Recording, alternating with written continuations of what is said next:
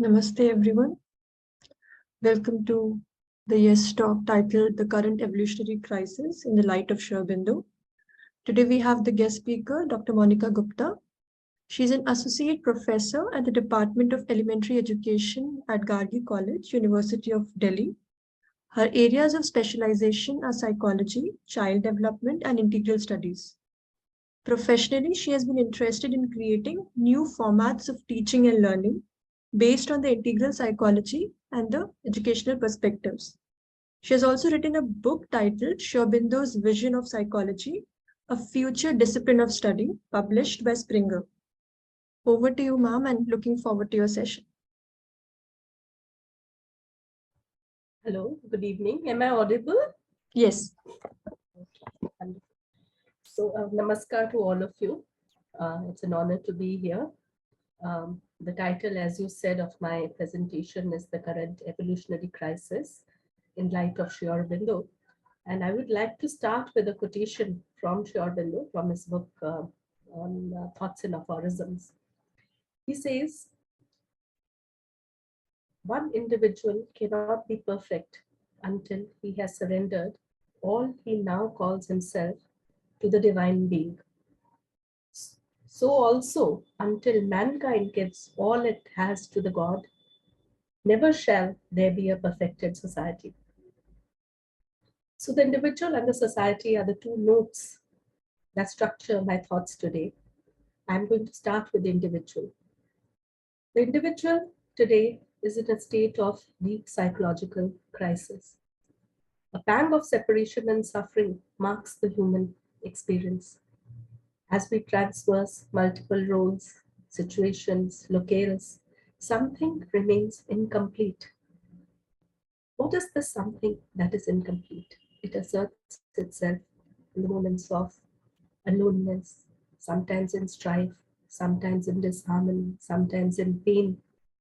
It is also incomprehensible for the human mind to understand its own existential situation, the suffering, the chaos, why good things don't happen to people, who are bad, and bad things happen to those who are good.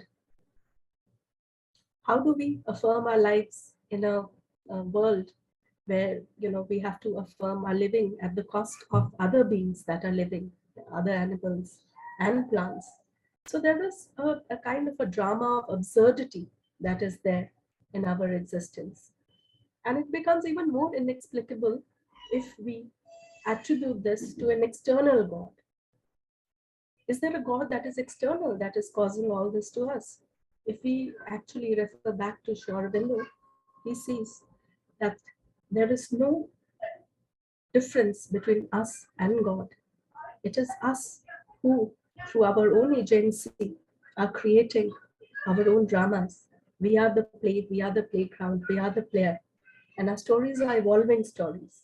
The playground, the players, the play can change and take us to much higher life values than we that currently exist.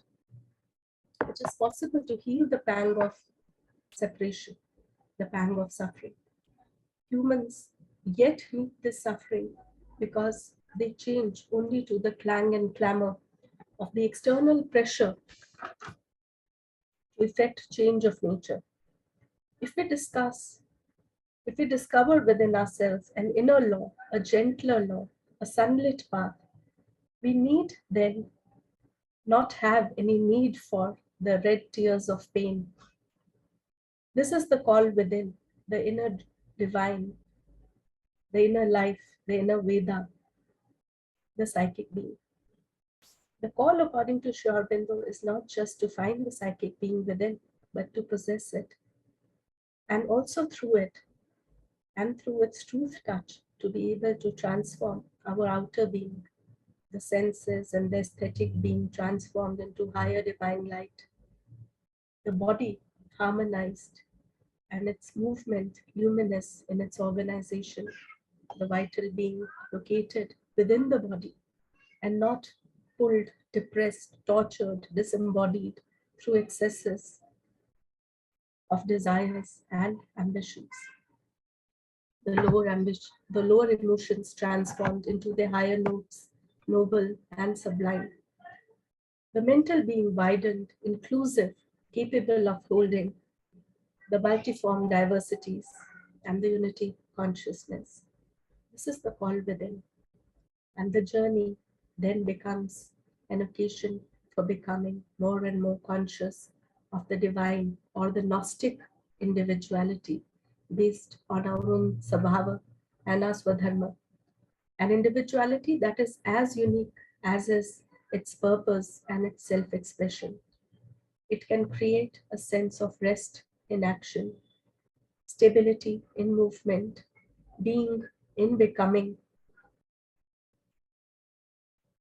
to be one's eternal self in each movement of one's becoming. In truth, that is the promise of the highest supramental consciousness.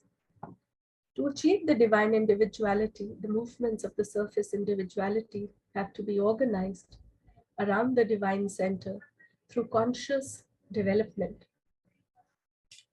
The task of even deeper integration and harmonization beyond the ego, according to the mother, requires a person to organize multiple subpersonalities to form an integrated identity that is led by the conscious striving to express the psychic being.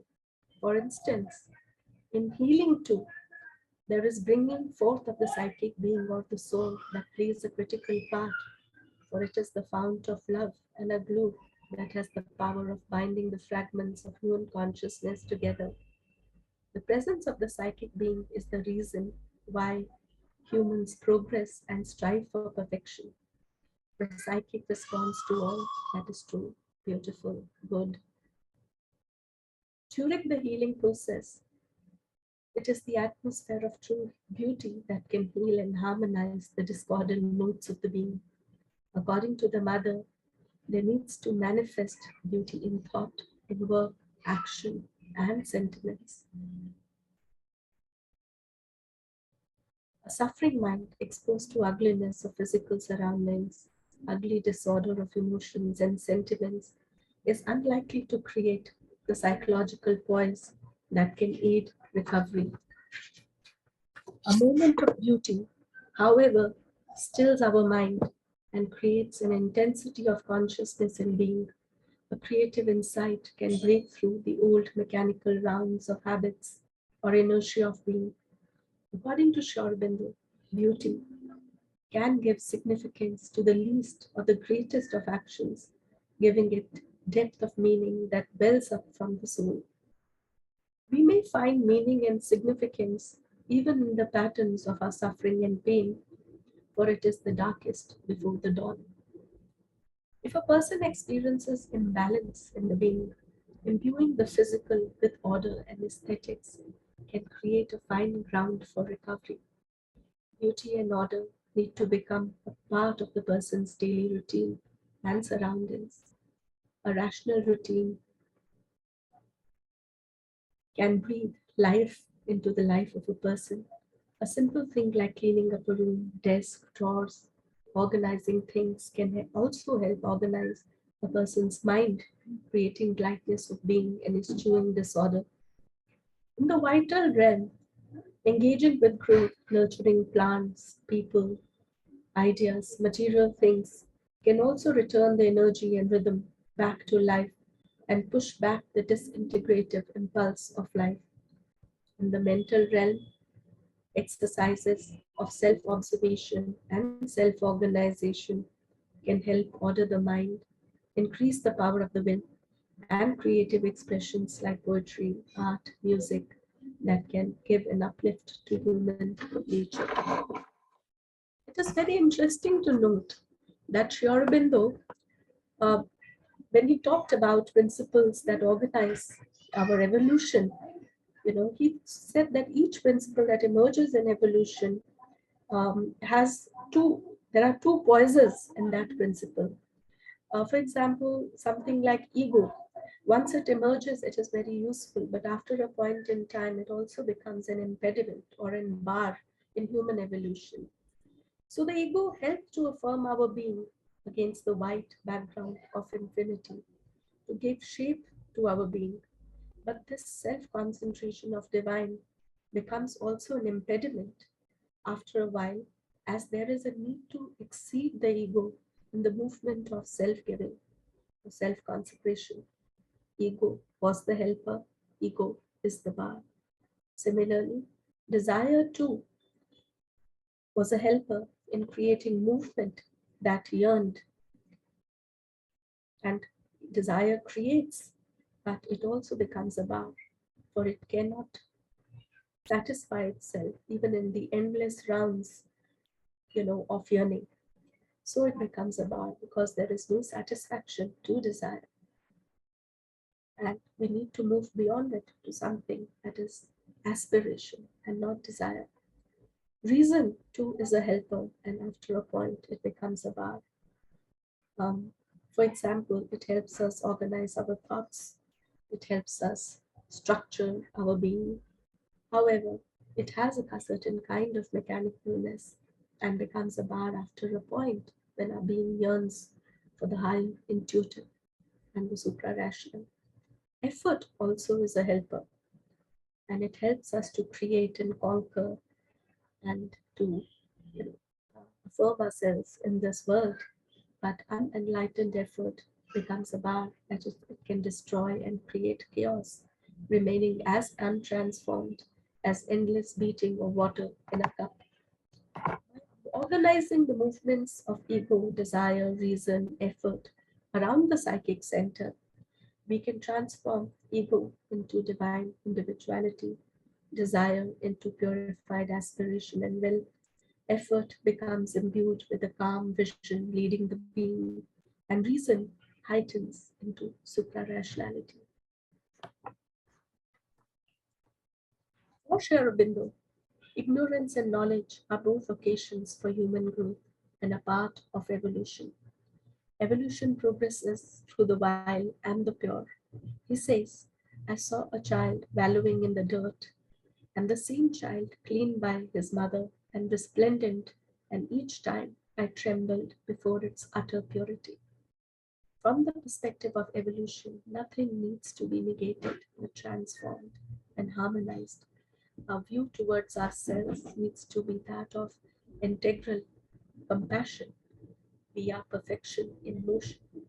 And from an evolutionary point of view, all haste, anxiety, agitation can be put to rest in this realization. This was about the individual crisis. Let me also go to the societal crisis. According to Sri Aurobindo, we are currently in the rational age. While we are in the rational age, there is much in us that remains infra-rational. Impulses, prejudices influence our reasonable judgment. Reason is not used to come to a harmonious agreement with the other, but to impose one's own opinions and exercise influence on the minds of others. A person is often in competition with others, and through this, the ideal is discolored and disfigured. It doesn't remain the ideal that we actually started off with. Even if rationality or the logic were to succeed, reason alone cannot be the organizer of life. It creates multiforms.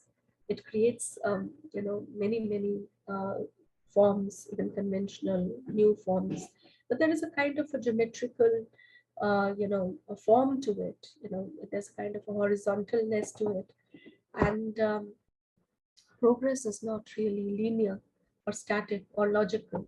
Cosmos does not have fixed mechanical beats. So if you look at the nature of change, Aurobindo says the nature of change is organic, it is intuitive, and it emerges synthetically out of the richness and complexity of forms that we are surrounded with. He makes a very interesting observation in the human cycle about the nature of change in the rational age. He says, how does change take place, or how do the cycles of change take place? So he says that in the beginning there is what he calls the luminous seed idea, that affirms itself. Luminous seed time idea.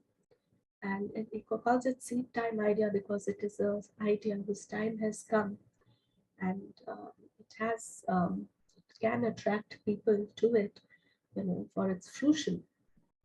So there are certain enthusiasts who join, uh, you know, uh, this movement towards affirming this idea, and then more and more people join in, and then there is a struggle, almost like a paradigm shift, which we talk about in social sciences.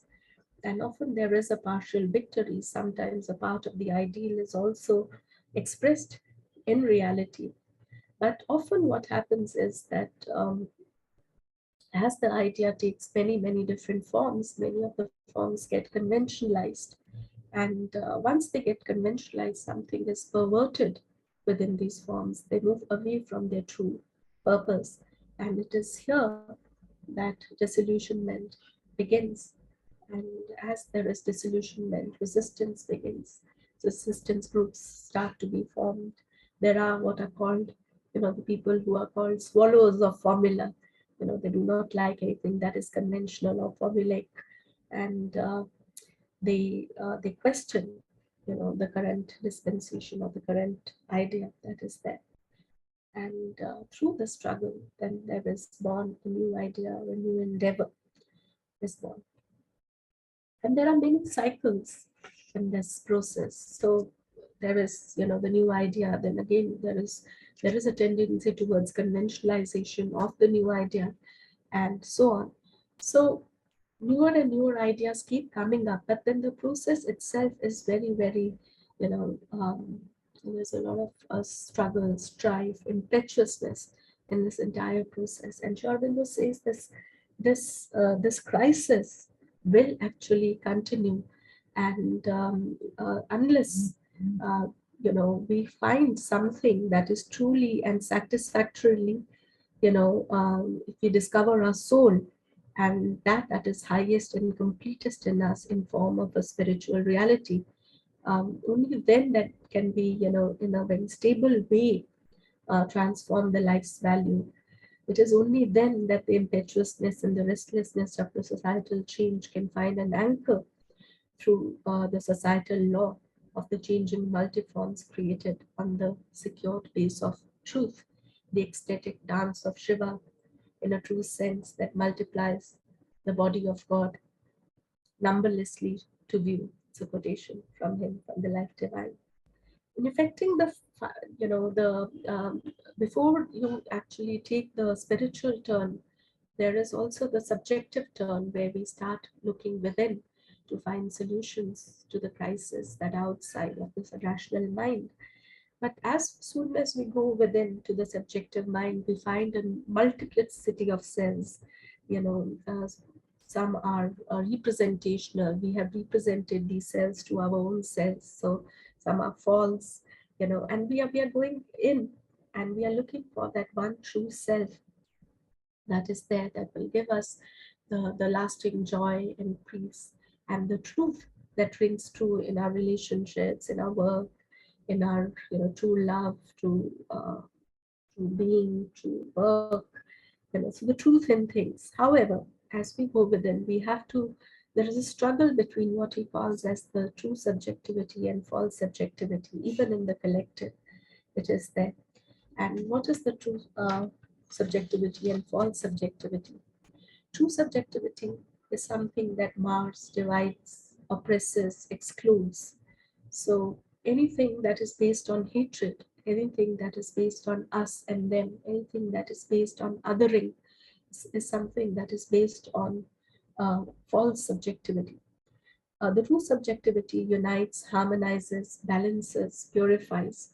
So anything that is based on love, anything that is based on harmonizing, anything that balances us, that puts things in the right perspective, that joins us together, is the true uh, subjectivity. And according to Aurobindo, like a Hansa, who can distinguish between water and milk, we have to be able to go towards the true subjectivity and not the false subjectivity. All fanaticism, all sectarianism must be shunned. Anything in the egoistic mind that cries, my God, my incarnation, my prophet, my guru. All these movements must be shunned and transformed. An aspirant of integral yoga will not rest till he or she has included and experienced all names and forms of the divine and human within its own being. Soham, so connected to all beings and things, not just beings, but even things. In one of the definitions of psychology, Sri Aurobindo says that psychology is about not just studying human beings, but it is our relationship with all beings and all things.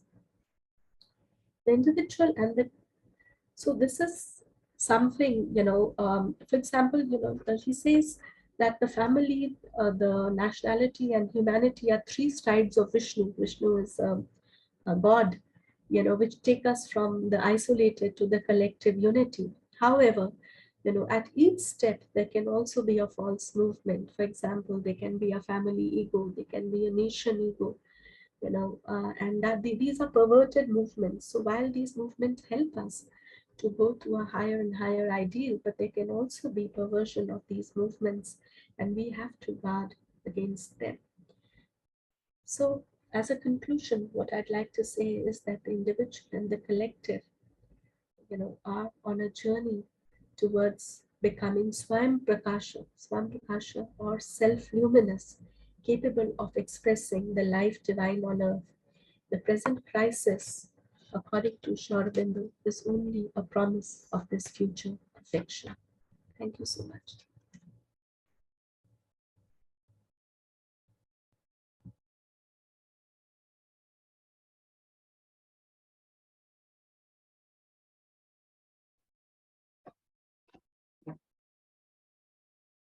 Thank you, ma'am. Anybody, if you have any questions, you can ask.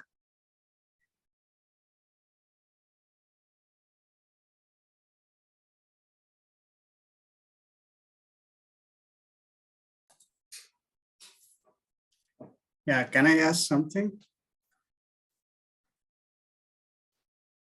Yes, please, go ahead.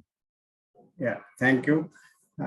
Just I would wonder that if we concentrate about subjectivity or subjective experience, then what could be the first spectrum of this subjective experience in a view of getting a flavor of supramental?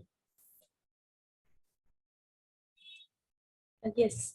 So Sri Aurobindo actually, just does not only talk about parts of the self, he also talks about planes of the self. So he says that, just above our normal mind is our higher mind. So the moment we are in touch, as soon as we move the subjectivity within, there are two or three movements that happen. First of all, there is it's a step within. It's stepping back into something like a quietness within. So there was a movement of silencing of the mind. We are used to generally thinking in terms, we think that the mind thinks linearly, but actually most ideas come to us. We say idea came to me. So we become aware of that. We become aware of this plane from which ideas come to us. And especially in silence, that becomes more. And as we practice silence more and more, especially mental silence, the practice of quietening the mind and stilling the mind to be able to, make it as a mirror so that we can only see the truth and what is the veridical, in a sense.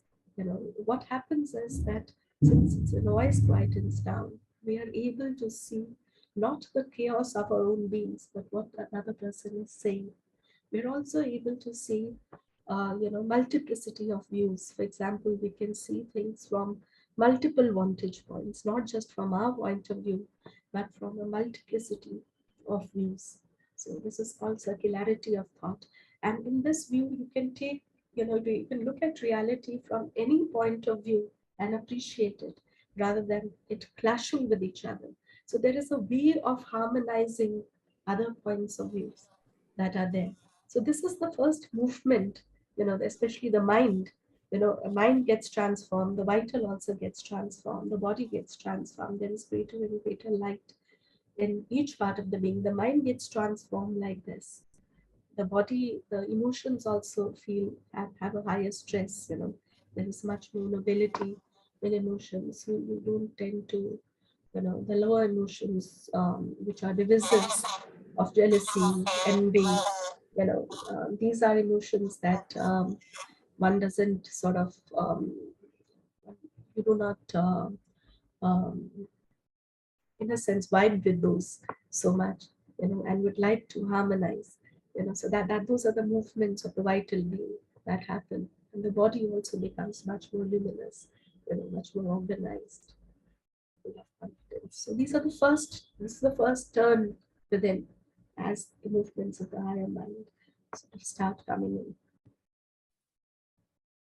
Thank you very much. So in this juncture, I'd like to just, can I put up that in cognitive psychology, there is a magic number of 7 and plus or minus 2. That means it says, I think it was put forward by Miller in probably 1956, something like that. And so it's, we can keep something in mind that as the number says, something like that. So having oriented towards that, so how it is feasible for a common point of view to keep that focus onto for that time, so that we can get the interval of the supramental to act upon or manifest directly onto that. Yes, what you are referring to is, the psychological research on memory. The short-term memory can hold 7 plus and minus 2 bits of information at one point in time.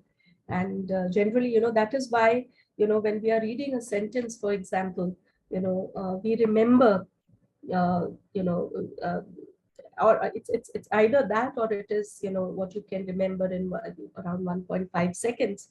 So if you start with a sentence, that's how you remember the beginning of the sentence by the time you finished it. If we didn't have that memory, that would not be possible for us.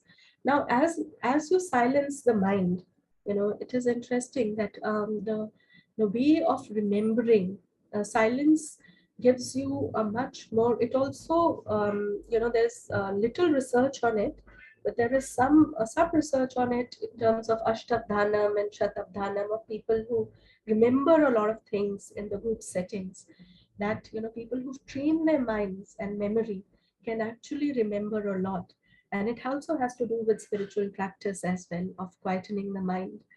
So these are areas that need to be researched further, and much more needs to be done. But I can definitely say that, memory is something, there is an individual part to us, and then there is also the collective part to us, and the part of us that is in touch with the universal consciousness. Sometimes, our memories come from that plane. Even what we know comes from that plane. So it's interesting, we consider ourselves to be bounded individuals, but many of our thoughts, many of our spontaneous thoughts and thoughts that strike us and come to us actually come from that plane. And even what we remember and how we remember is something that can become much more honed, that it can get much more enhanced if we can train the mind and if we can go to the plane of the higher mind.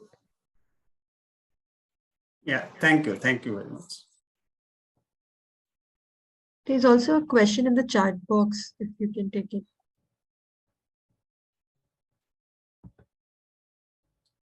If our aspirations are not something the society appreciates, then what do we do, and how do we find courage to face society? Yes, that is true. I think that's also one of the very major existential questions that often we have to, swim upstream, and there is little support to us when we want to make a journey. And this is more, in collectivist cultures like India, even much more, which are role-based and give individuals very little room to sort of express their individualities. However, my own understanding is that the choices that we make the source of that is really within us. Even if we have a small sphere of work, that's what Aurobindo says. He says, even if you have a small sphere in which you can operate, do operate within that. It will increase the sphere for you. It will enlarge it for you. Your action will create something more freedom for you. So there is an inner freedom from which we operate. And as we operate our freedoms because of our conviction, because of something of our aspiration communicating to people around us, that sphere also becomes larger and larger. Right? So that is all I can say to you at the moment. It is an individual fight for each individual, because we all have different life circumstances. But I think action is must, and that will increase the freedoms for us.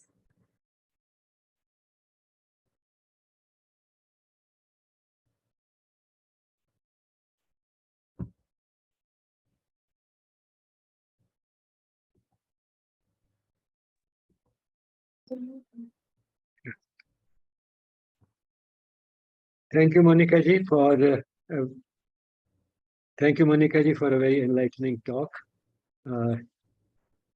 Listening to you after a very long time. I've known you for a long time, but somehow we're not stayed too much in touch. Yes. It was a pleasure Yes. listening to you, and see you going into the depths of Aurobindo's teachings. Yes. It is something that is, I think, at the center of my being at the moment, and it has inspired me so much. So, and thank you to you also, because I've learned so many times, so much. Every time I bring my students to you and listen to your talks, they're very, very enlightening. Now that the COVID crisis is over, we are open again. You can bring your students once again. Yes, I will do that. You bring groups of students.